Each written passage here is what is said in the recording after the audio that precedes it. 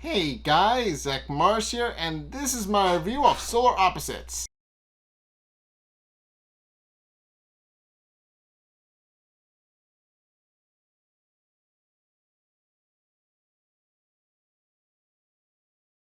Okay, so this episode, Super Gooblers, is essentially exactly how it sounds. And you guys remember, Corvo did one of these in like the first season, where he coughed up a Super Goobler. That was a red one, and it was very angry and vulgar. That was a big episode, and it's been a recurring character at least once a season ever since, especially in this one. But this episode, of course, is kind of goes into more detail about what those are. Like it establishes the red Goobler is just one variant of a potential rainbow effect color of Gooblers, and of course this episode is kind of just about that. So the thing that starts it off is the first Goobler is that they're all playing Monopoly. And that goes about as well as you'd expect, because if anyone is playing Monopoly, you know that game does not go well. I'm sure everybody knows how Monopoly goes, but of course we find out that Corvo is being a bit passive aggressive and kind of being a bit of a bully. Because he's winning, he's kind of bragging to himself and being very obviously over the top obvious. I am better than you. You need to go around and complete your collect going to be $200 and all that. Of course, everybody is obviously not doing super great with that. But Jessie was established to kind of take it the hardest, because first and foremost, he calls her by the wrong name, Jessica, which of course is not her name.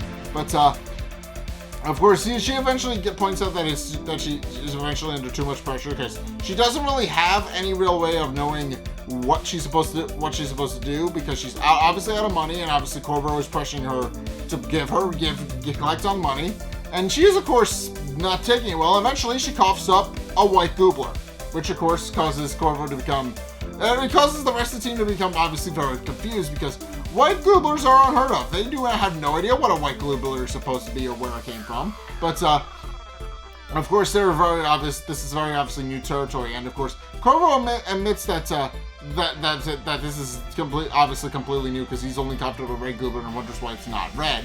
But of course, he's frustrated to find out that of course Terry and Yumulak haven't gone through this either. At which point Yumulak reveals that he actually did create a Goobler and just never reported it. And sure enough, we find out that it represents, well, this officially represents, horniness. That's essentially what the Goobler is established to be. And of course they point out that obviously it proves that Yumulak is a bit of a degenerate behind closed doors, which is, interesting. But of course Terry then proceeds to get a little nervous and eventually reveals that actually he did cough up 5 Gooblers at one point and just didn't report them. Of course, Corvo obviously has no idea what exactly it is that's going on, but of course, he proceeds to realize, he tries to point out that that every 100,000th Gooblers, they cough up another Goobler, a red Goobler that tries to kill them. But obviously, these Gooblers aren't red, so Corvo, of course, eventually admits he has no idea what's going on, and they go up to the ship to try and figure it out. And of course, they do find out. Of course, they do proceed to go upstairs, which of course, he doesn't like talking to the ship. Talking to Aisha and trying to have her solve everything, because it makes them look like amateurs. But ultimately, they sit down for a presentation. We find out that the pupa has once again gotten in the food cabinet again, and this time he's gotten Starbursts, which of course Jerry immediately confiscates from him, pointing out that he obviously should not be eating Starbursts because they make him gassy. But then Jessie proceeds to point out that maybe if the pupa decide that the pupa should not really go on these long adventures to get, a Harry Potter whistle or snacks or treats or whatever else, pointing out that if he just use these, just put his brain to work and try to make the world a better place, that he would probably find that that's its own reward. And the pupa, taking that to heart, leaves and goes on his own little B plot, which will. It's a pretty hard mention. I'll just mention it real fast. But the pupa essentially decides to take that message to heart.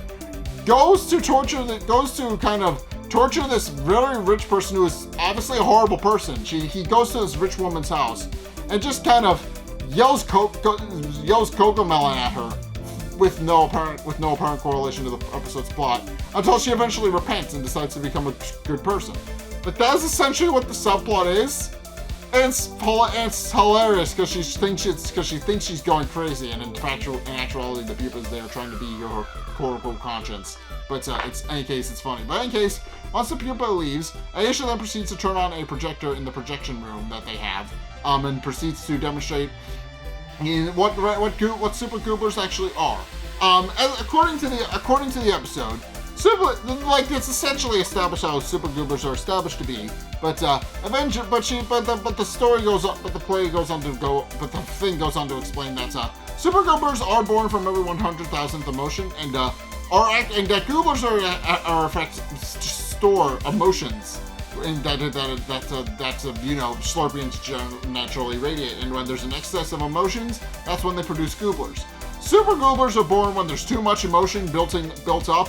At which point, to kind of get rid of the emotionally compromised person on the team, it eventually grows up and tries to kill them.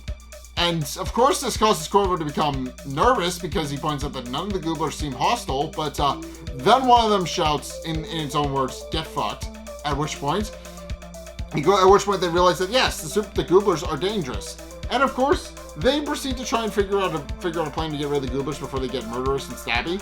And of course, Yummy points out that maybe they should put them in a dumpster out back somewhere. And of course, this causes Corvo to like the idea. At which point, Terry chimes in, pointing out that maybe they should put them in plastic bags at some point. But of course, this causes them to. And Corvo immediately likes this idea, but then Jesse suggests that maybe they should try something else, pointing out that, since they're emotion-based, then maybe they could figure out by working through their emotions, but Corvo, of course, immediately snaps at her and tells her that that's stupid and they're not going to do that, and obviously also pointing out that of course, she also points out that they're like their little children, and they can't just get rid of them, but Corvo is obviously upset, just kind of completely dismissive of her. At which point they proceed to go along with Yummy-Lack and Terry's plan, but Terry can't bring himself to put one of the Gooblers in the bag and just do what Corvo wants, so they decide to go with a plan B, which of course this causes Corvo to become upset, but Terry goes on to explain a plan B about how they're going to use about how instead they could go to Kaylee Kyoko's home for refugee pets, being that he brought Yummy-Lack snakes there instead of actually killing them like Yummy-Lack thought, and Yummy-Lack is happy that his snakes are still very much alive. But ultimately deciding that that's a better idea than nothing, that he decides that maybe bringing them to this place would be good for them. But ultimately. It's at this point where Corvo tries to go and say something, but then Terry interrupts him and decides that he wants to say it. At which point he announces that the solar opposites are going on a road trip. At which point Terry brings forward a bus. The bus is based on that one movie where the bus explodes if they go under a certain mileage. So after it explodes, he brings in another bus and everybody gets on. But of course, Jessie is still very much confused, and she also points out that she isn't entirely sure what her Goobler is, but Corvo once again snaps at her, which of course causes her to become a little bit angry. But ultimately, they proceed to go on a road trip, and they proceed to continue onward. And it's a fun little series of vignettes. I like it. I like this part of the episode, but it's a fun little series of vignettes, and as they kind of go on their little adventure, but. Once again, Jessie points out that she still doesn't fully understand what her white Goobler is supposed to be, and points out that maybe she could figure out what this emotion it is. She could finally address it and become a better person. But Corvo, of course, points out that that's stupid, and also proceeds to point out that it's a useless waste of space Goobler that does nothing. And obviously points out that that's not something that they need to worry about. And this, of course, causes Jessie to become a little bit more heartbroken. But eventually, Terry realizes that one of his Gooblers is missing. Like, he notes that that's one of the Gooblers, a kleptomaniac Goobler that he coughed up, is obviously missing. And points out that they must have left it at the McDonald's that they passed. At which point he considers going to get it, but of course Corvo points out that really no, they can't. They need to keep going keep going forward, pointing out that they've already lost a lot of time with all of the series vignettes that they've gone on and a series of detours, and points out that once they get to the Kaylee Kyoko's home for unwanted pets, they will ultimately be fine. But ultimately they do arrive at Hayley Kiyoko, and we find out that it isn't actually Hayley Kiyoko, but rather her stunt double, who unfortunately points out that she lost her, that unfortunately Hayley's too busy to run it on full time, so she runs it in her stead.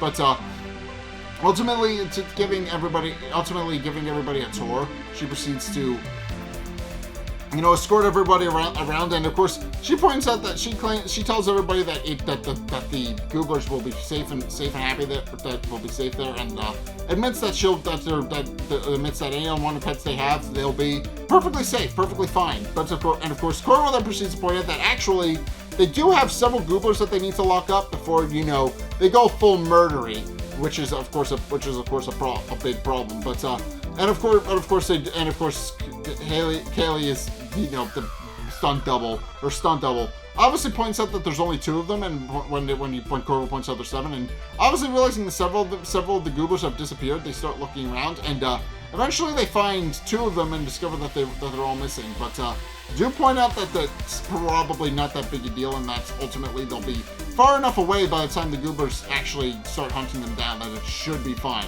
But ultimately they do proceed to round up everybody, the white Goobler and the one remaining Goobler that Yumlack has, and they proceed to escort everybody to this large paddock that's just kind of a mixed animal thing. Which of course they escort the Gooblers inside, but of course before the white Goobler goes inside, it's visibly gotten bigger. I should mention it's visibly gotten bigger as the episode goes on. But Jessie of course is curious realizing that this might be her last chance to figure out what the Gooblers are. Decides to ask her white Goobler what she has an excess amount of emotions of. But of course Corvo once again belittles her, telling her that it's not important and that once it's in the paddock, it's not their problem anymore. At which point he kicks it into the paddock, closes the door, and then proceeds to resolve that finally there's a Goobler story that has a happy ending. But at which point they all sit down for a campfire while they wait for the stunt double to come back and pick them up. And of course Corvo points out that he's just happy that everything is resolved and normal, and they're never gonna have to deal with these Gooblers again. But of course Jessie points out that she's not so sure, and is obviously worried about what could potentially happen. At which point of course Corvo proceeds to belittle her again. And she decides to go off and go check on the other Gooblers to make sure they're acclimating well. And eventually, she goes to the paddock, and she quickly discovers that her Goobler is now a lot more massive. It has eaten all of the animals in the mixed animal enclosure, and the one remaining Goobler that's still left. And of course, this is where Jessie realizes what has happened, and the now massive Super Goobler then proceeds to make a beeline for Corvo. Like it completely messes over Jessie, not trying to kill her or anything. It just walks right past her and goes straight for the other solar opposites, which of course causes Jessie to realize what's going on. And of course she then proceeds to tell everybody tell the other solar opposites what's going on about how her Goobler has eaten everything, and has eaten the other Gooblers, and now she understands why they couldn't find any of them. And of course explains that they need to get out of there, but of course Corvo once again belittles her again, pointing out that that's preposterous and that there's no way a Goobler would actually do that. But then the Goobler proceeds to scoop him up as well as Yumlack and eats both of them. And of course it eventually scoops up Terry as well when he tries to use his wheelie shoes to escape with Jessie's help, and he winds up getting eaten. And it's eventually the stunt double does eventually come to Jessie's stead, and they tries to pull her away and drive her to safety. And of course, they realize they need to figure out some sort of solution to stop the Super Goobler. And in the process, they wind up running over Yumlack's former pet snakes, which stains the seats red. And of course, she points out that the red from the blood will be in the seats for weeks, which of course gives Jessie an idea. And of course, she then proceeds to go and meet Chris, Corvo's red Goobler that he made 2 seasons ago. And of course, Chris is obviously runs his own bar now. he's obviously a lot more. He admits he's a lot more emotionally stable than he was, and runs his own bar. And of course, wonders how Jesse was able to find him. And of course, he points out that she has an Instagram and she was able to find him through that. But and of course, he also proceeds to point out that he made a Super Goobler, that she made a Super Goobler, and he knows exactly why she's here. At which point, she wonders how she knows. And he reveals that all Gooblers are connected via the emotional spectrum. So he knows when another Slorpian makes a Super Goobler, because he can feel it. He can feel their emotions. But of course, he then proceeds to point out that why Jesse's there. And of course, she proceeds to point out that she made a Super Goobler, has no idea what it is, and it's now eating everything. And of course, Chris proceeds to point out that he's not going to deal with it, because he points out that he's over it. He's put in a lot of hard work to kind of help with his emotions and not really be a problem anymore. But and of course, Jesse points out that she's happy he puts in the hard work. But then when he continues to point out that he's not going to deal with her Goobler, she then proceeds to point out that he doesn't seem like he's dealing with his emotions at all, because he's still angry and getting upset with her. And also points out that his bar that he runs is very murdering Corvo themed. Like, he has dead Corvo heads on all the spigots in the back that dispense different kinds of beer. There's a picture. There's his name means Corvo die in Latin. All of the beer drinks are notably very murdery sounding. Which and of course, eventually Chris gets upset and demands that she leave. So Jesse gets back on the bus and is dejected, proceeds to leave to find another way to deal with the Goobler. But then Chris follows her onto the bus and declares that and ultimately decides that if it's eating Corvo, then he will deal with it, because he's the only one who's allowed to kill Corvo. But even though he's over the idea of killing Corvo, he admits that he's not going to let anybody else do it. So he then proceeds. So of course, Jesse now happy to have Chris on board, proceeds to bring him back to Kelly Kyoko's, round him up for all the unwanted pets, while he very awkwardly tries to explain how his night in Vegas with Corvo that he had once. But of course, he's also very visibly upset that his husband has also been turned into a rat. Like, he's very visibly angry, but still angry about that. But ultimately, they do arrive, and Chris immediately identifies what the White Goobler actually is. As it turns out, Jesse is full of a lot of repressed rage, specifically because of Corvo. But and then of course he points out that she needs to let go of her emotions, even though she is very insistent that she is fine, she's happy, she doesn't need to deal with it. But clearly she's not fine if her Goobler is a repressed raged Goobler. And ultimately deciding instead to talk with it, Chris then decides to talk with it in Goobler speak to try and explain what they're trying to do. The White Goobler doesn't really pay attention to him, instead tries to eat him as well, which causes Jesse to grab onto Chris and tries to pull in and follows him. And of course, now pointing out that it's all up to Jesse, points out that she does need to actually address her growing problems and everything else. At which point they both get eaten. And of course, we find out everybody's alive inside the White Goobler's stomach. They're all completely fine. Well, not completely fine, they've been eaten, but you get the point. They're okay for what situation they're in. At which point, Corvo proceeds to belittle Jesse again, pointing out that this situation is all her fault because of her Super Goobler that she's made, and now it's eating everything. And this, of course, is what causes Jesse to finally snap. She finally does let out all of her anger and vents to Corvo, and points out that the reason she kind of lets Corvo pick on her so much is because she doesn't fight back, and admits that he's become a bully, he's not a particularly good person, and she's also not happy about the fact that he constantly calls her Jessica instead of her actual name, Jessie, which of course causes him to be done, which of course causes Corvo to not really self-reflect. He's obviously up angry about the fact that Jesse stood up to him, but it does work, and ultimately the White Goobler winds up exploding after Jesse winds up venting her frustrations at Corvo. And of course, pointing out that anger, that she shouldn't have let her anger build up as much as it did, she agrees to kind of be a little bit more upfront about her emotions. And of course, of course admits that she's still very much pissed off at Corvo for constantly belittling her.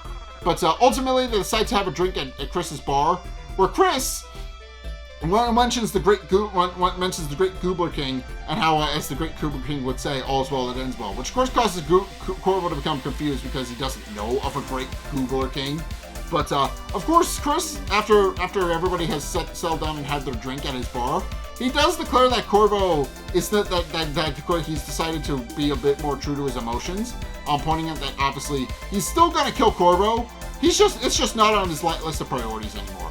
But of course, Corvo then proceeds to point out that he's not going to let the Red Goobler kill him, pointing out that he's a lot more faster and agile than he used to be, and then tells the Great Red Goobler that there's something that he's always wanted to say to him, which is get fucked.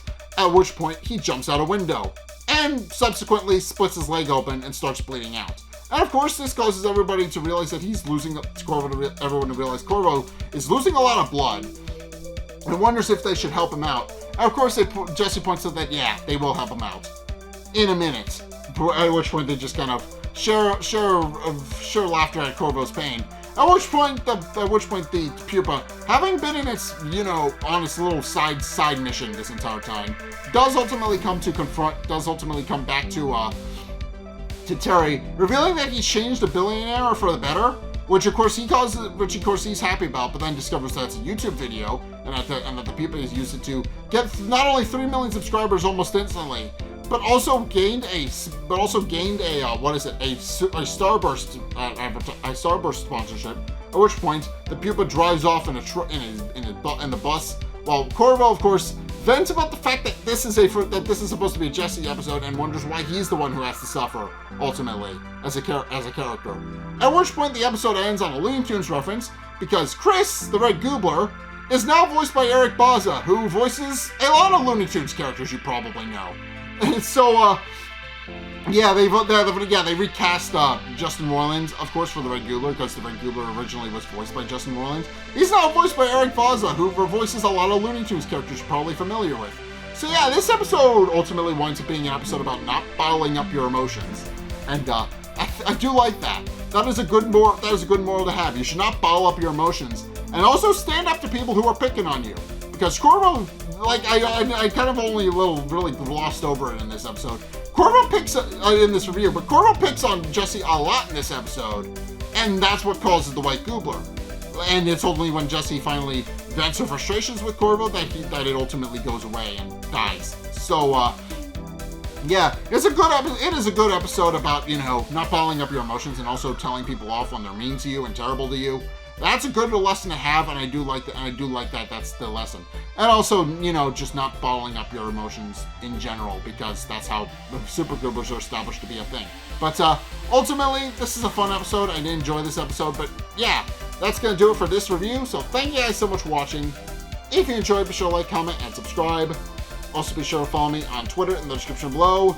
Be sure to check out my Patreon in the description below as well. It's only a couple bucks a month. It does really help me out. And you guys get access to a bunch of cool perks that are my way of saying thanks, so be sure to check those out, link is down in the description.